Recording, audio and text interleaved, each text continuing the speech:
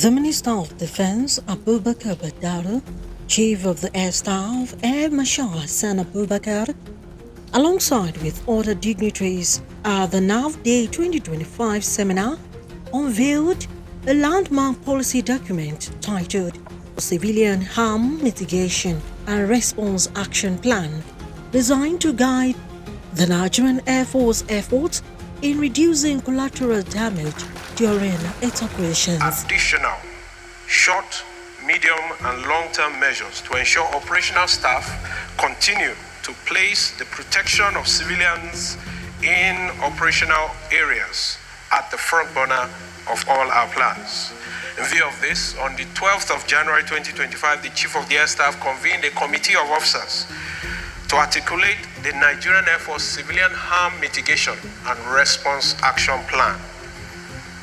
The document is aimed to guide our efforts in reducing the scale and impact of harm to civilians during air operations. The document is first of its kind to be introduced in the Nigerian Air Force for the NAF Day 2025 seminar with the theme Optimizing Civil-Military Relations in a Joint Operational Environment for Enhanced Air Operations.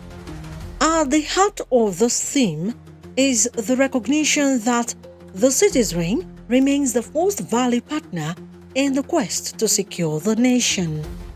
Unveiling the document, the Minister of Defense Abubakar Badaro, ably represented by the Chief of Naval Staff, Vice Admiral Ikechukwu Ogala, urged them to sustain various efforts and encourage an energy towards harmony and cooperation with the civil populace. It is obvious that the Nigerian Air Force operations, by their very nature, are intrinsically meant to enhance civil-military relations. To further strengthen its capacity and give direction to NAF civil-military relations activities, the Nigerian Air Force Civil-Military Relations Policy was promulgated to streamline the modalities of interfacing and relating with ministries, departments and agencies, civil society groups, non-governmental and faith-based organizations, as well as the general civilian populace. Such efforts are geared towards gaining and maintaining stakeholders' confidence, as well as invaluable support for the Nigerian Air Force operations. Therefore, the Nigerian Air Force has been very intentional in maintaining a robust relationship with the citizens and various corporate civil outfits in order to gain their confidence and garner support towards NAF operations. Earlier, in his welcome remarks, the Chief of the Air Staff, Air Marshal Hassan Abubakar, announced that with the extensive operational record, only a few verified instances of collateral damage have been reported. Since 2015, Nigerian Air Force has flown over 8,000 sorties annually, amounting to more than 80,000 sorties over the past decade. Yet, with this extensive operational record, only a few verified instances of collateral damage have been recorded. This represents an occurrence rate of less than 0.005%, an exceptional record.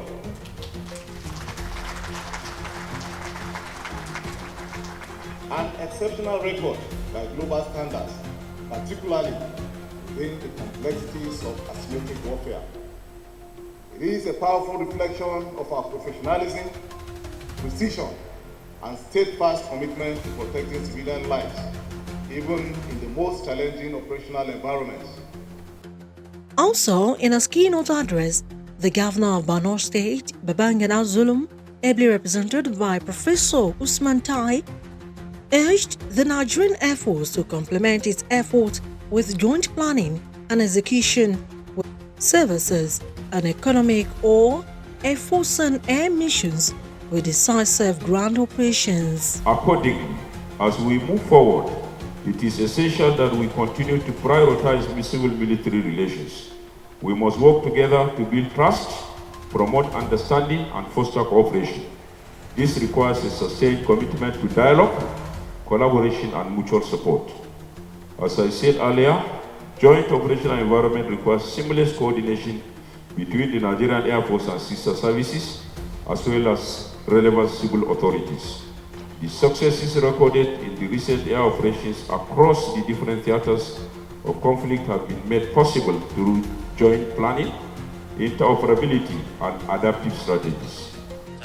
For discussants of the seminar, they provided a valuable insight into ways that can strengthen partnership with the military forces and civilian population. Military leaders should insist on the right to give the perspective of the military, not in a way that intimidates, but straight and thoughtful professional means or professional advice, because they are expected to speak up for your service, but not speak out. Speaking out means you are actually leaking what you are telling the leaders. So speak up, but not speak out. Always, and that's another point, always anticipate the civilian leaders in military policy making. Give room for flexibility in changing, reforming, adjusting, and thinking through national security problems. There's no doubt that the Nigerian Air Force has been playing a great role with regards to national security imperatives in the country. But clearly, how operatively effective the Nigerian Air Force will be depends a lot on all the resources that it will have to bear. And this is always deeply influenced by the nature of the civil-military relations in the country. Now, in Nigeria in particular, we have had a history of prolonged military rule. And whether we like it or not, that still continues to play a role in how the military is perceived by many. So that element of mistrust is still always there. So, which means a lot has to be done to build the necessary trust. Because with the military has a kind of trust deficit because of what has happened over the time. And also, being an instrument of government, the military, the people themselves, they don't really trust the government. So they may not trust any agency of government. That's why the military really has a lot to do. So you mentioned that, and that's why this kind of conference is apt now to try and showcase what you can do to build trust. CIMIC must be a core operational pillar. It must actually be a line of operation, just like logistics, intelligence. This is because military operations affect civilian population in tangible ways, like loss of life, displacement, and disruptions. Now, both the Air Force, the Navy, and the Army, they are trying to get straight into governance to impact the lives of the people, and that is why the Navy does Quick Impact Project. 1 more minute. 3 minutes. Okay. When we were in the academy, there was, during a field exercise, we were passing through one community, and one of the cadets asked the instructor with us that, look at civilians all over the place. What will happen if we're actually fighting war? He said, don't worry about them. By the time you get here, artillery would have sent them packing. So to him, when it comes to war, civilians are not involved. But here we are today, fighting right in their midst.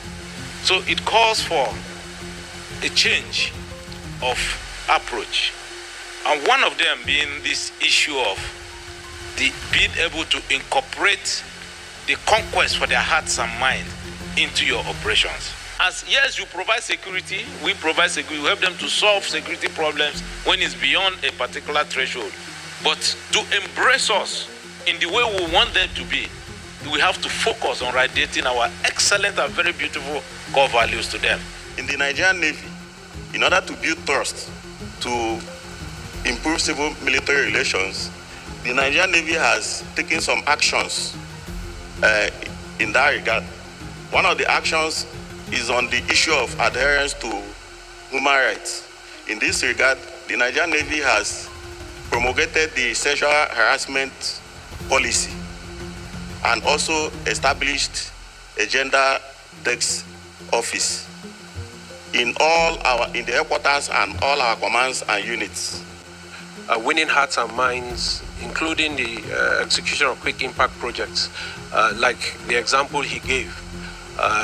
Over time, even in Dalori and Bama, there's the hospitals, level 2 hospitals that are there, school feeding programs in some of the IDP camps, and medical outreaches across the country.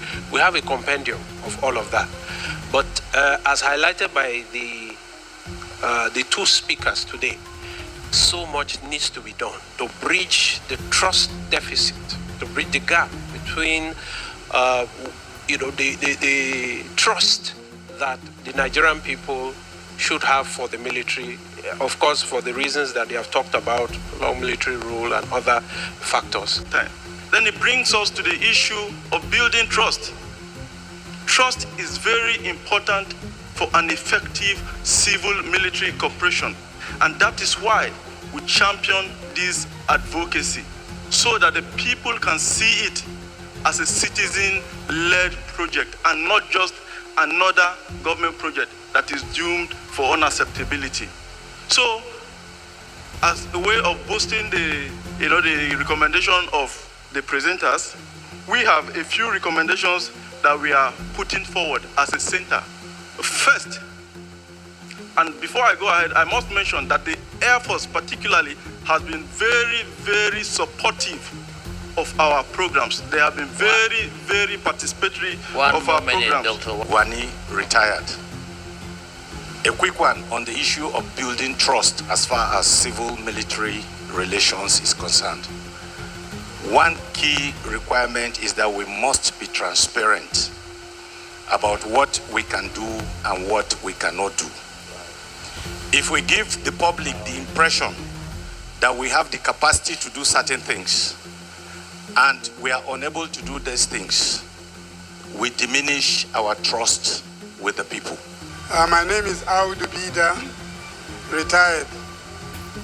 The bottom line of all this we are discussing is about deficit, trust deficit. And it's very, very glaring. The problem we have is that the leadership or the government or the governing body has a lot of problem with trust with the people being governed. The politicians, the civilians, they only go to their people when they need their votes. After that, the people don't get to see them again. So there's a very serious trust deficit there, and the military can't do anything about it.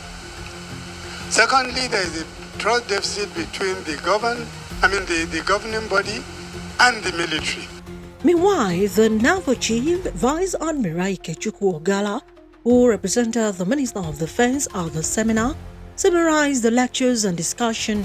He said the subjects that were discussed are very key to the successes of the armed forces of Nigeria and, by extension, the survival of this nation. Look at the two papers that were presented by two eminent personalities that I know very well. Professor Tar, an eminent resource person in the area of military studies, presented on the topic Building Trust and Cooperation for Sustainable Civil-Military Relations. Very key, and he delved into the conceptual aspects of that particular topic, which I picked. I commend that effort. I also look at the topic that was presented by our retired AVM Adesanya, which is about civil-military relations and operational effectiveness. Of course, in this modern concept of warfare, which sees national security as a whole of society approach. When you talk of whole of society, you talk about the civil populace, and therefore that topic is also germane to our successes as an armed forces. Dignitaries at the NAF Day 2024 seminar were the representatives of the Minister of Defense, the Governor of Borno State, chiefs of civil-military relations departments from the Nigerian Army, Nigerian Navy, and the Nigerian Air Force, distinguished authority in the field of defense and security studies, U.S. service chiefs and military retirees. Olayemi Eson, Spy TV.